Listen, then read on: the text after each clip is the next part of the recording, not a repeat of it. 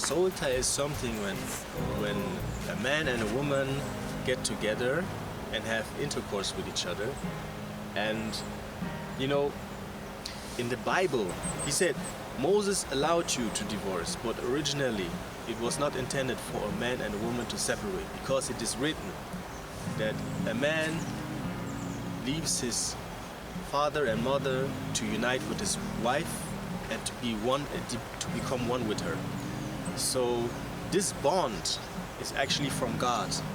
That's what he intended. And we are living in a world that has fallen away from God.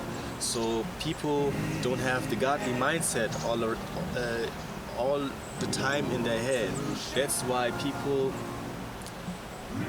participate and do and go into soul ties with other people, and even sometimes indulge in such a lifestyle. But you know how God intended it and how it is, how we human beings do it is like day and night, because a soul tie lasts for a lifetime, and a person is actually tied to another person. Their souls have bonded with each other, and it's very dangerous. If you just imagine not you, but a person is connected with another person emotionally, with the soul, for a lifetime, and they don't even really know each other. That's tough. Just think about it. Think about it.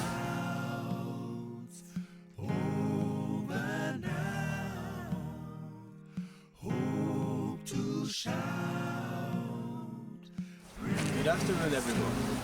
I would like today to bring up the topic of the notorious soul tie. Yes, and I would like to challenge each and every one of all of us to really consider what a soul tie is. It is a phenomenon that is also described in the Bible, although you cannot find the exact word soul tie in the Bible, but it can be found in the Bible. And what I want to say is that the soul tie is actually really, if not applied correctly, very dangerous. And it's not only disturbing, it's not only impeding, hindering, but it really can be a burden and destructive for your life, for anybody's life. So the reason why I'm saying this is that because a soul tie it lasts a lifespan. You just have to check that for yourself. It lasts a lifespan. So be careful with who you have sexual intercourse with who you choose to copulate with. Because we are living in a world, especially in a society, especially here in the Babylonian influenced society, where the devil tries to destroy human beings right from the start. When the person is born as an infant, they usually already get vaccinated with some substances that you don't even know what they're good for. Although you don't need it, but anyways, they give it to a child.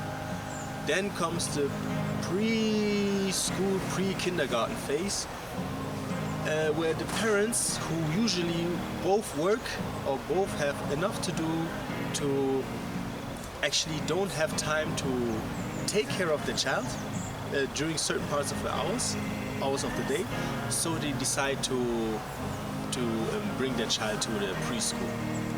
So around the age of 3 to 5, a child is already in such an environment with other children and getting influenced. Starts to learn all these things that can be detrimental to a person's life. And then comes the kindergarten, and after that comes the primary school. In the primary school, you can ask me, which human being has so much self-confidence at the age of 6, 7, 8, 9, 10, up to 18 to really resist sheer pressure. I tell you, the least of us. And the reason why it's so dangerous, and the reason why I'm trying to explain to you, like how the devil really tries to destroy human beings, is that he targets each one of us already in the state of our childhood. And we even have cases where children are attending either kindergarten or primary school, where it is left to the teachers to raise those kids. Hey, either because the parents don't have time, or because they're absorbed in work, or because maybe it's just a failure of raising the kids. Who knows? I don't know. So now, when the person reaches puberty, that's the highlight phase of the devil. Sorry for naming the name of that loser so often, but I just have to give you information which is valuable, very valuable. So as soon as human beings reach the age of puberty, that's when the devil and all his helpers actually strike the hardest. They try to drown the human's soul in the music industry, the film industry, the toy industry, everything, like sheer pressure. You have it everywhere. Like people think it is normal to have a boyfriend, normal to have a girlfriend, it is normal to have a relationship. Even those kids, even those teenagers who don't have a relationship, they even consider it as normal because everyone around them is doing it. And yes, it reaches the point that after graduation, most young adults think, oh, now this is the time of my life. Now I can finally move out of home, out of my parents' house. Now I can finally go to this university or to that college or to that school.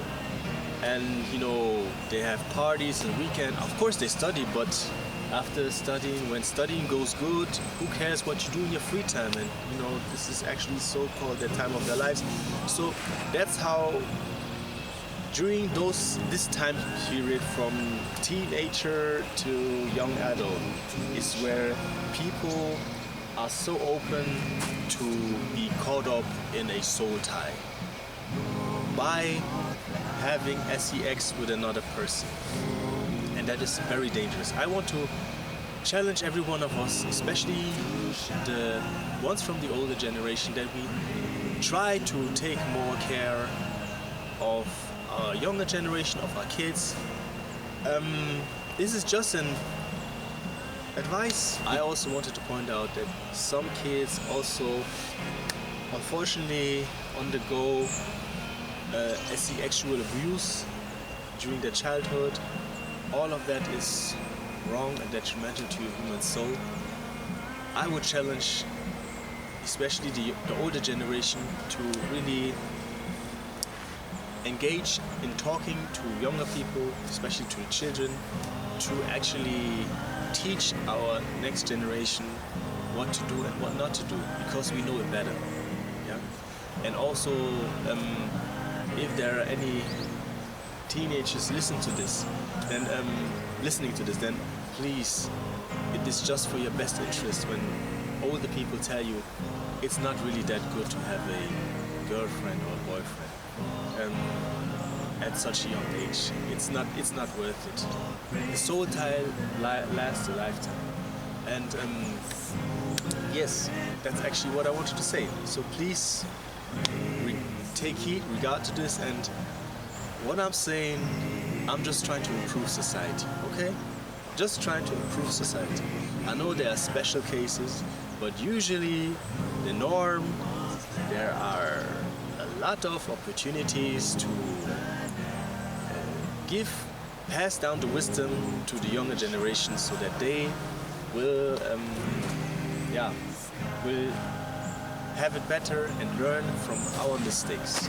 Because we ourselves, we were tricked, especially my generation, we were tricked and fooled by the devil. Yes, and we can pass on the wisdom and the knowledge and what you can do better. Peace.